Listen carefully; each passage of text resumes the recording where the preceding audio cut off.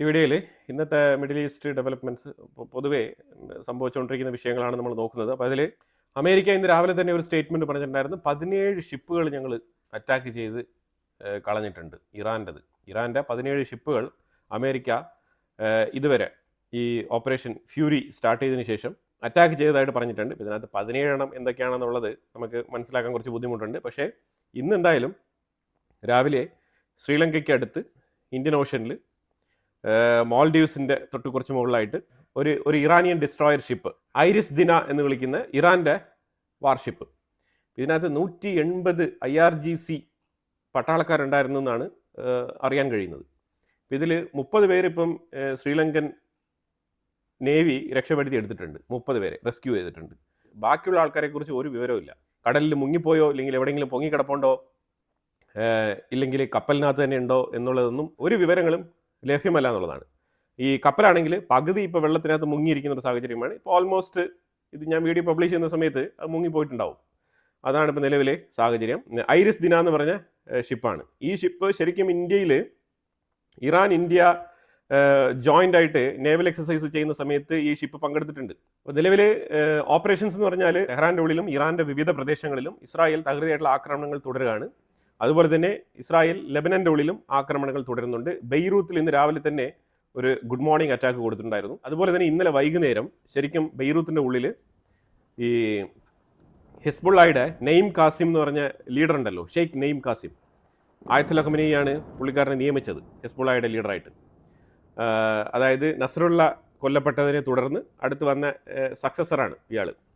പുള്ളിക്കാരൻ്റെ വളരെ അടുത്ത സർക്കിളിലുള്ള ഒരു ടീമിനെയാണ് ഈ ടാർഗറ്റിൽ ലക്ഷ്യമാക്കിയത്. ഈ ആക്രമണത്തിൽ ശരിക്കും ഹിസ്ബുള്ളയുടെ നേതൃത്വ നിരയിലുള്ള ഹിസ്ബുള്ള അംഗങ്ങൾ ഇതിനകത്ത് കൊല്ലപ്പെട്ടിട്ടുണ്ട് എന്നുള്ളൊരു വാർത്ത ഇസ്രായേലിൻ്റെ സൈഡിൽ നിന്ന് വരുന്നുണ്ട്. ഇറാനാണെങ്കിൽ അസർബൈജാൻ്റെ ഉള്ളിൽ കുർദുകളുടെ ഒരു മിലിറ്ററി താവളമുണ്ട്. അവിടെ ആ കുർദുകളുടെ താവളത്തിന് ഇറാൻ അടിച്ചു നശിപ്പിച്ചിരിക്കുകയാണ്. ഇതിപ്പോൾ അവർക്ക് ദോഷകരമായി ബാധിച്ചിട്ടുണ്ട്. കാരണം വേറെ ഒന്നുമില്ല, ഇറാൻ്റെ ഒരു ബോർഡറിൽ അസർബൈജാൻ ഉണ്ട്. അപ്പോൾ അസർബൈജാൻ്റെ ആർമിയെ തന്നെ ഇപ്പോൾ ഡിപ്ലോയ് ചെയ്തിരിക്കുകയാണ് ഇറാൻ്റെ ബോർഡറിൽ, ഇറാൻ അസർബൈജാൻ ബോർഡറിൽ. ഒരു സൈഡിൽ ഇപ്പുറത്ത് ഇറാഖിൻ്റെ സൈഡിൽ നിന്നും കുർദുകളുടെ ഭീഷണിയുണ്ട് ഇറാന്. അതേസമയം അപ്പുറത്ത് ഇപ്പം അസർബൈജാൻ്റെ സൈഡിൽ നിന്നും കുർദുകൾ ഭീഷണി മുഴക്കുകയാണ്. കുർദുകളെ മാത്രമല്ല അസർബൈജാൻ്റെ പ്രൊട്ടക്ഷന് വേണ്ടി എന്നുള്ള നിലയിൽ അസർബൈജാൻ്റെ ഒഫീഷ്യൽ ആർമി തന്നെ അവിടെ സ്ഥാനം പിടിച്ചിട്ടുണ്ട്. ഇത് ഇപ്പം ഇറാൻ എത്ര സ്ഥലത്ത് ഇപ്പം നിങ്ങൾ നോക്കുക, IRGC എത്ര സ്ഥലത്ത് ഫോക്കസ് ചെയ്യും. ഇപ്പം മിഡിൽ ഈസ്റ്റിലാണെങ്കിൽ സിറ്റുവേഷൻ മാറുകയാണ്.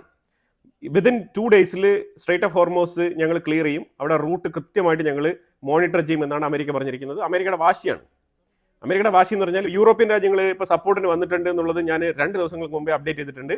യൂറോപ്യൻ രാജ്യങ്ങൾ അതുമായിട്ട് ബന്ധപ്പെട്ട് എടുത്തിരിക്കുന്ന മുന്നൊരുക്കങ്ങൾ എന്താണെന്ന് പറഞ്ഞാൽ അവരുടെ കോൺട്രിബ്യൂഷൻ പറഞ്ഞാൽ ഫ്രാൻസ് അവരുടെ ഒരു ഫൈറ്റർ ജെറ്റ് വിത്ത് റഫേൽ M ഫൈറ്റർ ജെറ്റുമായിട്ട് അയച്ചു വെച്ചിട്ടുണ്ട്. ഫ്രാൻസ് ഉറപ്പ് കൊടുത്തിരിക്കുന്നത് ഖത്തർ, കുവൈറ്റ്, UAE 3 രാജ്യങ്ങൾക്കും ഫ്രാൻസ് പൂർണ്ണമായിട്ട് സെക്യൂരിറ്റി ഉറപ്പുവരുത്തുമെന്നാണ് പറഞ്ഞിരിക്കുന്നത്. അതായത് UAE, ഖത്തർ, കുവൈറ്റ്. തീർച്ചയായിട്ടും മിഡിൽ ഈസ്റ്റിലുള്ള കംപ്ലീറ്റ് രാജ്യങ്ങൾക്കും അതിലൂടെ ഇറാൻ്റെ വലിയ ബോർഡറാണ് അപ്പുറത്ത്, ഇറാൻ്റെത് ഒറ്റ ബോർഡറാണ്, ഇപ്പുറത്താണ് ചെറിയ ചെറിയ രാജ്യങ്ങൾ. അപ്പോൾ അവിടെ നിന്ന് എന്ത് വന്നാലും ഇവിടെ നിന്ന് അടിക്കും. ഒരു കോർഡിനേറ്റഡ് തീമാണ് ഇപ്പോൾ കൊണ്ടുവരുന്നത് ഇറാനെ ചെറുക്കാൻ വേണ്ടിയിട്ട്. അപ്പം സൈപ്രസിൻ്റെ അവിടെയാണെന്നുണ്ടെങ്കിൽ HMS ടങ്സ്റ്റൺ എന്ന് പറഞ്ഞ വാർഷിപ്പിനെ UK അയച്ചു വെച്ചിട്ടുണ്ട് സൈപ്രസിലേക്ക്. സൈപ്രസ് എന്ന് പറയുമ്പോൾ മെഡിറ്ററേനിയൻ ഏരിയയിൽ, മെഡിറ്ററേനിയനിൽ നിന്നും കൃത്യമായിട്ട് ഒരു സെക്യൂരിറ്റി ഉറപ്പുവരുത്തും. UKയും ഇപ്പോൾ രംഗത്തിറങ്ങിയിട്ടുണ്ട്. ഇപ്പോൾ ഓവറോൾ എല്ലാവർക്കും കൂടി വേണ്ടത് ഈ സ്ട്രൈറ്റ് ഓഫ് ഹോർമോസിൻ്റെ റൂട്ട് ക്ലിയർ ചെയ്യണം. അത് ക്ലിയർ ചെയ്തിട്ട് നീ ഇറാനെ അടിക്കുമോ എന്ത് വേണമെങ്കിലും ചെയ്യും. ഇത് തന്നെയാണ് നമ്മൾ ആദ്യമേ പറഞ്ഞിരുന്നത്. ഈ സ്ട്രൈറ്റ് ഓഫ് ഹോർമോസിനെ കുറിച്ച് കൃത്യമായിട്ടുള്ള വിലയിരുത്തൽ നമ്മൾ നടത്തിയിട്ടുണ്ടായിരുന്നു. സ്ട്രൈറ്റ് ഓഫ് ഹോർമോസ് അമേരിക്ക വ്യക്തമായിട്ട് തന്നെ അത് കീഴ്പ്പെടുത്തും. അത് കീഴ്പ്പെടുത്തിയാൽ മാത്രമേ അമേരിക്കയ്ക്ക് മുന്നോട്ട് പോക്കുള്ളൂ, അല്ലെങ്കിൽ സർവൈവ് ചെയ്യാൻ പറ്റത്തില്ല. ഇപ്പോൾ ഇന്ത്യ ആണെങ്കിൽ ഇന്ത്യ വലിയ രാജ്യമാണ്. ഇന്ത്യയിൽ 3 മാസത്തേക്ക് ക്രൂഡ് ഓയിൽ സ്റ്റോക്ക് ഉണ്ടെന്നാണ് ഇന്ത്യ പറഞ്ഞിരിക്കുന്നത്. വരുന്ന 3 മാസത്തേക്ക് ഇന്ത്യക്കുള്ളിൽ ഒരു വില വർധനവ്, എണ്ണ വില ഉയരുമെന്നൊക്കെ പേടിക്കണ്ട, അത് ഗവൺമെൻറ് ഉറപ്പുവരുത്തിയിട്ടുണ്ട് ആ വിഷയം. പക്ഷേ ഈ യുദ്ധം 3 മാസം നീണ്ടു പോകുമോ എന്ന് ചോദിച്ചു കഴിഞ്ഞാൽ അത്രയ്ക്ക് പോകുമെന്ന് തോന്നുന്നില്ല. ഇറാനുമായിട്ടുള്ള യുദ്ധം ഇസ്രായേലും അമേരിക്കയുമാണ് തുടങ്ങിയതെങ്കിലും യൂറോപ്പിൻ്റെ നന്മയ്ക്ക് വേണ്ടിയിട്ട് ഫ്രഞ്ച് പ്രസിഡന്റ് ഇമ്മാനുവൽ മാക്രോൺ വാർഷിപ്പിനെയൊക്കെ മിഡിൽ ഈസ്റ്റിലേക്ക് അയച്ചു വെച്ച് മിഡിൽ ഈസ്റ്റ് രാജ്യങ്ങൾക്ക് പ്രൊട്ടക്ഷൻ കൊടുക്കാൻ തീരുമാനിച്ചിട്ടുണ്ടെങ്കിൽ അത് വേറെ വിഷയമാണെന്നും, പക്ഷേ ഇസ്രായേൽ ലെബനൻ്റെ ഉള്ളിലേക്ക് കടന്നു കയറി ആക്രമണം നടത്തുന്നതേ ഞാൻ അനുകൂലിക്കില്ല എന്ന് പറഞ്ഞിട്ട് ഇസ്രായേലിനെതിരെ കണ്ടംപ്റ്റ് രേഖപ്പെടുത്തിയിട്ടുണ്ട് ഇമ്മാനുവൽ മാക്രോൺ. കാരണം ഫ്രാൻസിൻ്റെ താല്പര്യം ലെബനാനിൽ എത്രമാത്രമാണെന്നുള്ളത് നമ്മൾ പല എപ്പിസോഡുകളിലായിട്ട് പറഞ്ഞിട്ടുള്ളതാണ്. ഈ ടോട്ടൽ എന്ന് പറഞ്ഞ എനർജി കമ്പനിയൊക്കെ ഫ്രാൻസിൻ്റെ കമ്പനി ലെബനനിലുണ്ട്. ലെബനനിൽ വൻ നിക്ഷേപമാണ് ഫ്രാൻസിനുള്ളത്. അപ്പോൾ അതുകൊണ്ട് ഫ്രാൻസിൻ്റെ ആ താല്പര്യം സംരക്ഷിക്കപ്പെടണം. അതുകൊണ്ട് ഫ്രാൻസിന് നഷ്ടം വരാൻ പാടില്ല. ഇതാണ് ഇമ്മാനുവൽ മാക്രോന്റെ നിലപാട്, ഫ്രാൻസിന്റെ നിലപാട്. അപ്പോൾ അതുകൊണ്ട് ഇസ്രായേലിനെ തീർച്ചയായിട്ടും ഈ വിഷയത്തിൽ ഒപ്പോസ് ചെയ്യും, 100% ഉറപ്പുള്ള കാര്യമാണ്. പണ്ട് മുതലേ അതാണ് ഇമ്മാനുവൽ മാക്രോന്റെ നിലപാട് ലെബനനുമായിട്ട് ബന്ധപ്പെട്ട വിഷയത്തിൽ. ഇതുവരെ 6 അമേരിക്കൻ സോൾജേഴ്സ് കൊല്ലപ്പെട്ടിട്ടുണ്ട് ഈ യുദ്ധത്തിൽ. ഏത് ലൊക്കേഷൻ, ഏത് സ്പോട്ട്, ഇതൊന്നും ക്ലാരിഫൈ ചെയ്യുന്നില്ല അമേരിക്ക. പക്ഷേ 6 പേര് കൊല്ലപ്പെട്ടിട്ടുണ്ട്. അതിൽ 4 പേരുടെ പിക്ചർ സഹിതം ഇവിടെ കൊടുത്തിട്ടുണ്ട്. 22 വയസ്സ്, എല്ലാം ചെറുപ്പക്കാർ തന്നെയാണ്. പിന്നെ അതിനകത്ത് ഒരു വിഷയം കൂടി നമുക്ക് ഇതിനകത്ത് സൂചിപ്പിക്കേണ്ടതുണ്ട്.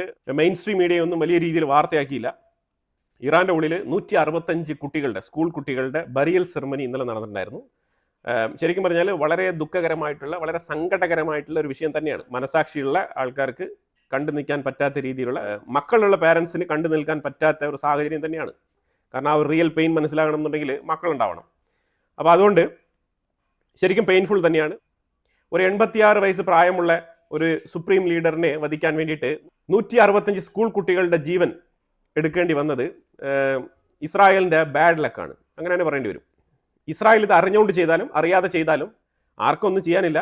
പക്ഷേ മനസാക്ഷി അത് അത്രമാത്രം, അതിനകത്ത് വേറെ ഒന്നും പറയാനില്ല. പിന്നെ തീർച്ചയായിട്ടും ഇസ്രായേലിന് ഇതിന് ഒരുപാട് ന്യായങ്ങളുണ്ട്. ഇസ്രായേലിൻ്റെ ഉള്ളിലേക്ക് തുരുതുര റോക്കറ്റ് വിടുന്നത് പോലെയുള്ള പ്രോക്സികളെ തീറ്റിപ്പോറ്റുന്ന ആയത്തല ഖമനിയെ പോലത്തെ IRGC ഭരണകൂടത്തിന് എതിരെയുള്ള പോരാട്ടമാണ്. അപ്പോൾ ഇസ്രായേലിനുള്ളിൽ ഒരുപാട് കുട്ടികൾ മരണപ്പെട്ടിട്ടുണ്ട്. ഒക്ടോബർ 7, 2023 നടത്തിയ ക്രൂരകൃത്യം, അതൊക്കെ വെച്ച് കമ്പയർ ചെയ്യുമ്പോഴത്തേക്കും ഇത് ഇൻറ്റൻഷനലി ഉണ്ടായ ഒരു അറ്റാക്ക് അല്ല. കാരണം ടാർഗറ്റ് കുട്ടികളല്ലായിരുന്നു, ടാർഗറ്റ് ആയത്തുള്ള ഖമനിയെ ആയിരുന്നു. അപ്പോൾ ആ ഒരു വിഷയത്തിലാണ് ഇസ്രായേൽ ഇവിടെ ഇതിനെ ന്യായീകരിക്കാൻ ശ്രമിക്കുന്നത്.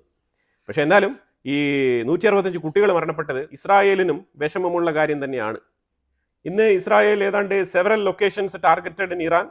തെഹ്റാനിൽ മാത്രം 7 സ്ഥലങ്ങൾ അറ്റാക്ക് ചെയ്തിട്ടുണ്ട്. അതുപോലെ റെവല്യൂഷണറി ഗാർഡിൻ്റെ ഹെഡ്ക്വാർട്ടേഴ്സുകളാണ് ടാർഗറ്റ് ചെയ്ത് അറ്റാക്ക് നടത്തുന്നത്.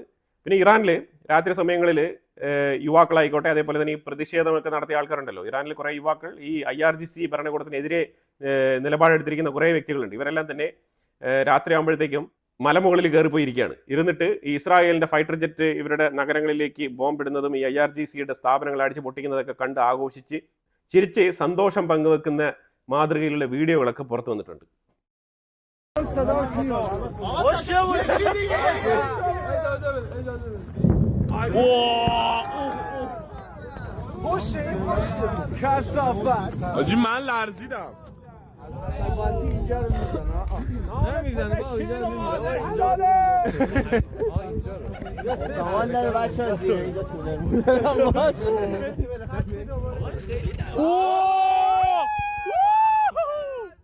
یکی دیگه یکی دیگه یکی دیگه یه دونه دیگه بزن دیگه ساکت. പിന്നെ ലെബനാൻ്റെ ഉള്ളിലാണെന്നുണ്ടെങ്കിൽ ഇസ്രായേലിന് എപ്പോഴൊക്കെ ബോർ അടിക്കുന്നുണ്ടോ അപ്പോഴൊക്കെ ഫൈറ്റർ ജെറ്റ് എടുത്തുകൊണ്ട് പോവാ, നമുക്ക് ബെയ്റൂത്തിലൊരു ബോംബ് ഇടാന്ന് പറഞ്ഞിട്ട് പോകുന്നൊരു സാഹചര്യമാണ് ഇപ്പം നിലനിൽക്കുന്നത്. ബെയ്റൂത്ത് എന്ന് പറയുന്നത് ഇപ്പം ഇസ്രായേലിൻ്റെ പൂർണ്ണ നിയന്ത്രണത്തിലാണ്. എവിടെ വേണമെങ്കിലും അറ്റാക്ക് നടത്തും. ആ രീതിയിലാണ് ലെബനാൻ ഇപ്പം മാറിയിരിക്കുന്നത്. ഇറാൻ്റെ ഉള്ളിൽ കോം എന്ന് പറഞ്ഞൊരു റീജിയൻ ഉണ്ട്. ഈ റിലീജിയസ് പഠനങ്ങളൊക്കെ നടത്തുന്ന കോം എന്ന് പറഞ്ഞ റീജിയൻ, ആ റീജിയനിൽ അറ്റാക്ക് നടത്തുന്നുണ്ട്. ഇസ്ഫഹാനിൽ ഇന്നലെ അമേരിക്കയും ഇസ്രായേലും കൂടി ചേർന്ന് അറ്റാക്ക് നടത്തിയിട്ടുണ്ട്. ന്യൂക്ലിയർ എൻറിച്ച്മെന്റ് ഫെസിലിറ്റി അറ്റാക്ക് നടത്തിയിട്ടുണ്ട്. പിന്നെ കെർമൻ എന്ന് പറഞ്ഞ ലൊക്കേഷനിലും അറ്റാക്ക് നടത്തിയിട്ടുണ്ട്. പിന്നെ അമേരിക്കയുടെ ആക്രമണങ്ങൾ പ്രത്യേകിച്ചും സ്ട്രാറ്റജിക് ബോംബർ കൊണ്ടാണ് അവർ നടത്തുന്നത്. അപ്പോൾ അതിൻ്റെ റിസൾട്ട് വരണം എന്നുണ്ടെങ്കിൽ IAEA ഒന്ന് പരിശോധിച്ച് കൺഫേം ചെയ്യണം. കാരണം ഇവർ യഥാർത്ഥത്തിൽ ഈ ന്യൂക്ലിയർ എൻറിച്ച്മെന്റ് ഫെസിലിറ്റീസ് തന്നെയാണോ അറ്റാക്ക് നടത്തിയിരിക്കുന്നത് എന്നൊക്കെയുള്ള ഉറപ്പ് വരുത്താനുണ്ട്. അപ്പോൾ അതുകൊണ്ട് കഴിഞ്ഞ തവണത്തെ പോലെയല്ല, അമേരിക്ക കുറച്ചുകൂടെ കോഷ്യസ് ആയിട്ട് കാര്യങ്ങളൊക്കെ പഠിച്ച് വിലയിരുത്തിയിട്ട് അറ്റാക്ക് നടത്തി അത് പൊട്ടിച്ചു എന്ന് ഉറപ്പ് വരുത്തിയിട്ട് വാർത്ത പബ്ലിഷ് ചെയ്യാമെന്ന് പറഞ്ഞിട്ടാണ് ഇരിക്കുന്നത്. ഇതിൻ്റെ ഇടയ്ക്ക് ട്രംപ് ഹൗസിൽ പെർമിഷൻ ചോദിക്കാതെ, അതായത് കോൺഗ്രസിൽ പെർമിഷൻ ചോദിക്കാതെയാണ് ഈ യുദ്ധം നടത്തുന്നത്, എന്ത് അടിസ്ഥാനത്തിലാണ് പുള്ളിക്കാരൻ യുദ്ധം നടത്തുന്നത് എന്നുള്ള ചോദ്യവുമായിട്ട് ഓപ്പോസിഷൻ ലീഡർ കമല ഹാരിസ് രംഗത്ത് വന്നിട്ടുണ്ട്. അമേരിക്കയിൽ UAE സോഫാർ 874 ഇൻസിഡൻസ് നടന്നിട്ടുണ്ട്. അതിൽ 814 ഇന്റർസെപ്റ്റ് ചെയ്യപ്പെട്ടിട്ടുണ്ട്. അതുപോലെ 6 പേർക്ക് ജീവൻ നഷ്ടപ്പെട്ടിട്ടുണ്ട്. ഖത്തർ 147 ആക്രമണങ്ങൾ, അതിൽ 140 ഇന്റർസെപ്റ്റഡ് ആണ്. ബഹ്റൈൻ 189, ജോർദാൻ 51 ആക്രമണങ്ങൾ. കുവൈറ്റ് ആണ് ഇതിനകത്ത് ഏറ്റവും കൂടുതൽ ഇപ്പം ലീഡ് ചെയ്ത് നിൽക്കുന്നത്. UAE അടുത്ത ലെവലിൽ ഏറ്റവും കൂടുതൽ തവണ ആക്രമണ ശ്രമം ഉണ്ടായത് കുവൈറ്റിലാണ്, ഏതാണ്ട് 586 പ്രാവശ്യം. സൗദിയിൽ 10 പ്രാവശ്യം. ഇപ്പോൾ കാഷ്വാലിറ്റിയുടെ ഒരു കണക്ക് നമ്മൾ നോക്കി കഴിഞ്ഞാൽ ഇസ്രായേലിൽ ഇതുവരെ 11 കാഷ്വാലിറ്റി, അമേരിക്കയ്ക്ക് 6, ഗൾഫ് രാജ്യങ്ങൾ ഒട്ടാകെ 6, ഇറാനിൽ 700 to 1000. അതാണ് കണക്ക്. ഇനി സ്റ്റേറ്റ്മെൻറ്റുകൾ എന്ന് പറഞ്ഞാൽ വീരവാദം. IRGCയുടെ കമാൻഡർ പറഞ്ഞിരിക്കുന്നത് നോൺ സ്റ്റോപ്പ് വാറാണ്. നമ്മൾ തുടർച്ചയായിട്ട് യുദ്ധം നടത്തും. അതുകൊണ്ട് ഒരു തരത്തിലുള്ള കോംപ്രമൈസും ഇല്ല. നമ്മളിപ്പോൾ ഇതിനകത്ത് കോംപ്രമൈസിൽ മുന്നോട്ട് പോയി കഴിഞ്ഞാൽ തീർച്ചയായിട്ടും നമ്മൾക്ക് വരാനിരിക്കുന്ന ലീഡറിനെ അത് കൂടുതലായിട്ട് ബാധിക്കും. ഒരു ലീഡറിനെയും അവർ സ്വസ്ഥമായിട്ട് ഭരിക്കാൻ അനുവദിക്കില്ല അവർ. അപ്പോൾ അതുകൊണ്ട് തീർച്ചയായിട്ടും നമ്മൾ കണ്ടിന്യൂസ് ആയിട്ട് പൊരുതാൻ തന്നെയാണ് തീരുമാനം എന്നാണ് പറഞ്ഞിട്ട് ഫുൾ ഫ്ലഡ്ജ് യുദ്ധം പ്രഖ്യാപിച്ചിട്ടാണ് ഇറാൻ നിൽക്കുന്നത്. അതേസമയം അമേരിക്കയിൽ നിന്നും ഇതേ നിലപാട് തന്നെയാണ്. അതുപോലെ ഇനി നമ്മൾ തൊട്ടപ്പുറത്ത് അഫ്ഗാനിസ്ഥാനും പാകിസ്ഥാനും തമ്മിൽ തകൃതിയായിട്ടുള്ള ആക്രമണങ്ങൾ അങ്ങോട്ടും ഇങ്ങോട്ടും നടക്കുകയാണ്. അഫ്ഗാനിസ്ഥാൻ പാകിസ്ഥാനിലോട്ട് കയറി കുറേ സോൾജേഴ്സിനെയൊക്കെ വധിക്കുന്നുണ്ട്. അതുപോലെ തന്നെ പാകിസ്ഥാനും അഫ്ഗാനിസ്ഥാൻ്റെ ഉള്ളിൽ കയറി കുറേ സോൾജേഴ്സിനെ എലിമിനേറ്റ് ചെയ്യുന്നുണ്ട്. അങ്ങോട്ടും ഇങ്ങോട്ടും പരസ്പരം അടി തന്നെയാണ് നടന്നുകൊണ്ടിരിക്കുന്നത്. ഇതിനകത്ത് കുറച്ച് ലീഡിംഗ് ഉള്ളത് അഫ്ഗാനിസ്ഥാൻ പറഞ്ഞിരിക്കുന്നത് 150 പാക് സോൾജേഴ്സിനെ ഇതുവരെ അവർ എലിമിനേറ്റ് ചെയ്തിട്ടുണ്ടെന്നാണ് പറഞ്ഞിരിക്കുന്നത്. പാകിസ്ഥാൻ പറയുന്നത് ഏതാണ്ട് 700 അഫ്ഗാനികളെ ഞങ്ങൾ തീർത്തിട്ടുണ്ടെന്നാണ് പറയുന്നത് പാകിസ്ഥാൻ. പക്ഷേ പ്രൂഫില്ല. റഷ്യ ഉക്രൈൻ യുദ്ധം ഒരു സൈഡിൽ തകൃതിയായിട്ട് നടക്കുകയാണ്. ഉക്രൈൻ്റെ ഉള്ളിൽ മൈക്കോൾവിയ എന്ന് പറഞ്ഞ സ്ഥലത്ത് ആ പ്രദേശത്ത് യൂറോപ്പിൽ നിന്നും അതേപോലെ വിവിധ രാജ്യങ്ങളിൽ നിന്നും കൊണ്ടുവന്ന ഡ്രോൺ, അതേപോലെ തന്നെ യുദ്ധോപകരണങ്ങൾ ഇതെല്ലാം സ്റ്റോർ ചെയ്ത് വെച്ചിരുന്ന ഒരു സ്റ്റോറേജ് ഗോഡാണ് റഷ്യ അടിച്ച് കത്തിച്ച് കളഞ്ഞിരിക്കുകയാണ്. ഇപ്പം കഴിഞ്ഞ 2 ആഴ്ച കൊണ്ട് ഉക്രൈൻ കുറച്ച് ഏരിയ ഇങ്ങനെ ക്യാപ്ചർ ചെയ്യുന്ന രീതിയിൽ അവരുടെ സോൾജേഴ്സ് കുറച്ച് ബ്ലൂ കളറിൽ റിഫ്ലക്ട് ചെയ്യുന്ന ഏരിയ മൊത്തം ഉക്രൈൻ അവരുടെ സോൾജേഴ്സിനെ ഡിപ്ലോയ് ചെയ്തിരുന്നു. ഇപ്പോൾ തിരിച്ചടി തുടങ്ങിയിരിക്കുകയാണ് റഷ്യ ഇപ്പോൾ അവർക്ക് നിങ്ങൾ കയറി വരൂ എന്ന് പറഞ്ഞിട്ട് പഴയ വേൾഡ് വാർ ടെക്നിക്, അപ്പോൾ അത്തരത്തിൽ ഹിറ്റ്ലറിൻ്റെ ടൈമിലുണ്ടായിരുന്ന ടെക്നിക്കാണിത്. അപ്പോൾ അവരെ കയറി വരാൻ വേണ്ടിയിട്ട് ഇങ്ങനെ വിട്ടുകൊടുത്ത മാതിരിയാണ് തോന്നുന്നത്. അപ്പോൾ അങ്ങനെ ഇവരങ്ങനെ കയറി കൊടുക്കും. റഷ്യ അവരെ ട്രാപ്പ് ചെയ്യുന്ന ഒരു സാഹചര്യമാണ് ഇപ്പം നിലനിൽക്കുന്നത്. 1-2 ദിവസത്തിനകത്ത് കുറേ ഉക്രൈനിയൻ സോൾജേഴ്സ് റഷ്യയുടെ ട്രാപ്പിൽ വീഴുമെന്നാണ് പൊതുവിലെ വിലയിരുത്തൽ. കാരണം ഇതിനു മുമ്പ് ഇതേപോലെ സംഭവിച്ചിട്ടുണ്ട്. അത് അങ്ങോട്ട് ചെന്ന് കയറി കൊടുത്തിട്ട് അവസാനം പുറത്തിറങ്ങി വരാൻ പറ്റാത്ത സാഹചര്യം. അപ്പോൾ അതുപോലൊരു സിറ്റുവേഷൻ ഇപ്പം ക്രിയേറ്റ് ആവുകയാണ്. അമേരിക്ക ഇക്വഡാർ എന്ന് പറഞ്ഞ രാജ്യത്തിൻ്റെ മേളിലൊരു ആക്രമണം. ഈ ആക്രമണം എന്തിനാണെന്ന് പറഞ്ഞാൽ ശരിക്കും അവിടെ നിന്ന് മരുന്ന് കടത്തുമായിട്ട് ബന്ധപ്പെട്ടാണ് ഇക്വഡാർ രാജ്യത്തിൻ്റെ മേളിൽ ഇപ്പം അമേരിക്ക എയിം ചെയ്യുന്നത്. അവരുടെ ബോട്ട് അറ്റാക്ക് ചെയ്തെന്നാണ് ഇപ്പോൾ വാർത്ത വരുന്നത്. വെനിസുല, മെക്സിക്കോ, ഇപ്പോൾ അടുത്തത് ഇക്വഡാർ എന്ന് പറഞ്ഞ രാജ്യത്തിന് മുന്നിൽ പോയി നിൽക്കുകയാണ് അമേരിക്ക. ഇത് ഈ മരുന്ന് മാഫിയ, ഡ്രഗ് കാർട്ടൽ വിഷയവുമായിട്ട് ബന്ധപ്പെട്ടാണ് ഈ തുടർച്ചയായിട്ടുള്ള ലാറ്റിൻ അമേരിക്കൻ രാജ്യങ്ങളുമായിട്ട് ബന്ധപ്പെട്ട ഇഷ്യൂ ഇങ്ങനെ മുന്നോട്ട് പോകുന്നത്. അതുപോലെ കനേഡിയൻ പ്രൈം മിനിസ്റ്റർ ഇന്ത്യ സന്ദർശിച്ചിട്ടുണ്ടായിരുന്നു. ഇന്നലെ ഇന്ത്യയിലുണ്ടായിരുന്നു. ന്യൂക്ലിയർ ഡീൽ, അതാണ് യുറേനിയം കോൺട്രാക്റ്റ് നമ്മളും കാനഡയും തമ്മിൽ സൈൻ ആയിട്ടുണ്ട്. ആ ഡീൽ ഉറപ്പിച്ചിട്ടുണ്ട് ഇന്ത്യയും കാനഡയും തമ്മിൽ. ഇതിലുപരിയായിട്ട് സെക്യൂരിറ്റി തലത്തിൽ ഇൻ്റലിജൻസ് ഷെയറിങ്ങുമായിട്ട് ബന്ധപ്പെട്ട് അതുപോലെ തന്നെ ഈ ഖാലിസ്ഥാനികളുമായിട്ട് ബന്ധപ്പെട്ട വിഷയത്തിൽ ഇതിലൊക്കെ നിർണായകമായിട്ടുള്ള തീരുമാനങ്ങൾ എടുത്തിട്ടുണ്ട്. നമ്മൾ അതിനെക്കുറിച്ച് സെപ്പറേറ്റ് തന്നെ ഒരു വീഡിയോ ഇടാം. കാരണം അതിനകത്ത് ഒരുപാട് വിഷയങ്ങൾ വരുന്നുണ്ട്. അപ്പം നിലവിൽ ഇതാണ് സ്ഥിതിഗതികൾ. കാരണം യൂറോപ്പും അമേരിക്കയും ഇസ്രായേലും എല്ലാം ഒരുമിച്ച്, മിഡിൽ ഈസ്റ്റും ഒരുമിച്ച് തീരുമാനമെടുത്തിരിക്കുകയാണ്. പല മിഡിൽ ഈസ്റ്റ് രാജ്യങ്ങളും ഇറാനെ അറ്റാക്ക് ചെയ്യുമെന്നുള്ള ഭീഷണി മാത്രമല്ല പലരും അറ്റാക്ക് ചെയ്ത് തുടങ്ങിയിട്ടുണ്ട് എന്നുള്ള വാർത്തയും കൂടി വരുന്നുണ്ട്. അപ്പോൾ അതുകൊണ്ട് ഇറാനെ ഇനി ഒരുപാട് നാളിങ്ങനെ പിടിച്ചിരിക്കാൻ പറ്റില്ല. അവർ എത്രത്തോളം മിസൈൽ ഡിപ്ലോയ് ചെയ്താലും അത് ട്രാക്ക് ചെയ്ത് കൃത്യമായിട്ട് ആ സ്ഥലം അടിച്ച് പൊട്ടിക്കും. അപ്പോൾ അതുകൊണ്ട് ഇപ്പം ഈ ഏരിയയിൽ UK ആയിക്കോട്ടെ, ഫ്രാൻസ് ആയിക്കോട്ടെ, അമേരിക്ക, ഇവരെല്ലാം ഒരുമിച്ച് ഇപ്പം അണിനിരന്ന് നിൽക്കുന്ന ഒരു സാഹചര്യമാണ്. സ്ട്രൈറ്റ് ഓഫ് ഹോർമോസ് വിതിൻ 2 ഡേയ്സിൽ ഞങ്ങൾ പ്രവർത്തന സജ്ജമാക്കുമെന്നാണ് അമേരിക്ക പറഞ്ഞിരിക്കുന്നത്. അപ്പോൾ നമുക്ക് നോക്കാം എങ്ങനെയാണ്. ഇപ്പോൾ അമേരിക്ക പറഞ്ഞ വാക്ക് പാലിക്കുമോ, ഇല്ലെങ്കിൽ ഇറാൻ അതിനെ ചേർത്ത് തോൽപ്പിച്ച് സ്ട്രൈറ്റ് ഓഫ് ഹോർമോസിനെ കൺട്രോൾ എടുക്കുമോ എന്നുള്ളതൊക്കെ നമുക്ക് 2 ദിവസത്തിനകത്ത് അറിയാൻ കഴിയും. അമേരിക്ക പറഞ്ഞിരിക്കുന്നത് നിങ്ങളുടെ ഷിപ്മെൻറ്റ് അയച്ചോളൂ, അതിവിടേക്ക് എത്തുമ്പോഴത്തേക്കും ഇവിടെ റൂട്ട് ക്ലിയർ ആയിരിക്കും എന്നാണ് പറഞ്ഞിരിക്കുന്നത്. ഇനി ഇതിലുപരിയായിട്ട് ഞാനിവിടെ ഒരു വീഡിയോ കാണിക്കുന്നുണ്ട്. ഇതെല്ലാം തന്നെ നിങ്ങൾ കാണുന്നത് സ്ട്രൈറ്റ് ഓഫ് ഹോർമോസിൽ നിർത്തി വെച്ചിരിക്കുന്ന കപ്പലുകളാണ്, ചരക്ക് കപ്പലുകൾ. അതിൽ ടാങ്കർ ഫ്ലീറ്റുകളുണ്ട്, എണ്ണ കൊണ്ടുപോകുന്ന കപ്പലുകളുണ്ട്. ഇതെല്ലാം ഇങ്ങനെ നിർത്തി വെച്ചിരിക്കുകയാണ് വരിയായിട്ട്. അപ്പോൾ ഈ ട്രാഫിക് ജാമാണ്, സ്ട്രൈറ്റ് ഓഫ് ഹോർമോസ് കടന്നു പോകാൻ പറ്റുന്നില്ല എന്നുള്ളൊരു അവസ്ഥയാണ്. അപ്പോൾ ഇത് ക്ലിയർ ആക്കി വിട്ടിട്ട് വേണ്ടേ ഇനിയുള്ള ചരക്ക് കപ്പലുകളെയൊക്കെ വിളിച്ചു വരുത്താൻ. അപ്പോൾ എൻ്റെ അഭിപ്രായത്തിൽ ഈ റൂട്ട് ക്ലിയർ ആണെന്നുണ്ടെങ്കിൽ ഇവർ പുറത്തോട്ട് പോകണം. ഈ ചരക്ക് കപ്പലുകൾ നിർത്തിയിട്ടിരിക്കുന്നതിൽ അവരെല്ലാം ഫുൾ ടെൻഷനാണ്. കാരണം ഏത് സമയത്തും അവിടെ ഇറാൻ്റെ ഒരു മിസൈൽ വന്ന് പതിക്കാം. അപ്പോൾ അതുകൊണ്ട് അവരുടെ ചരക്കോടുകൂടി വലിയ അപകട സാധ്യതയുള്ള ഒരു മേഖലയിലാണ് അവരിപ്പം ആങ്കർ ചെയ്തിരിക്കുന്നത്.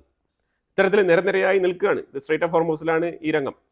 അപ്പോൾ എന്തായാലും ഫർദർ ഡെവലപ്മെന്റ്സ് നടന്നുകൊണ്ടിരിക്കുകയാണ്. അപ്പോൾ ഇതിനെക്കുറിച്ച് അഭിപ്രായങ്ങൾ കമന്റ് ബോക്സിൽ രേഖപ്പെടുത്തുക. കൂടുതൽ വാർത്തകളുമായിട്ട് അടുത്ത വീഡിയോയിൽ വരാം. Thank you so much.